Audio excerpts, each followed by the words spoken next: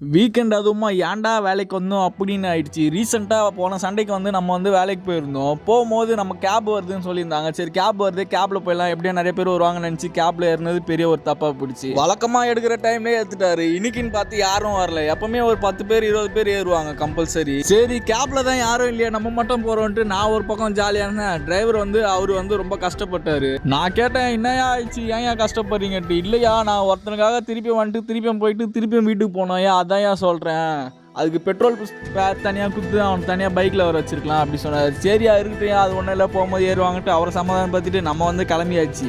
என்னதான் எனக்கு ஜாலியாக இருந்தாலும் அவருக்கு ரொம்ப கஷ்டமாக இருந்தது. அது சொல்லும் போது எனக்கும் ரொம்ப கஷ்டமாக இருந்தது. என்னடா இதுக்கு நம்ம தனியாக பைக்லேயே போயிருக்கலாம்ல, கேபில் வந்தது ஒரு பெரிய தப்பாக போயிடுச்சு அப்படி யோசனை பண்ணிட்டு வந்தேன். சரி விடுங்க பார்த்துக்கலான்னு சொன்னேன். அப்புறம் தான் தெரியுது என்னடா அது வீடியோ ரொம்ப லாங்காக போகுது. சரி பார்ட் 2 போட்டலான்னு பார்ட் 2 சீரிஸ் வரும்.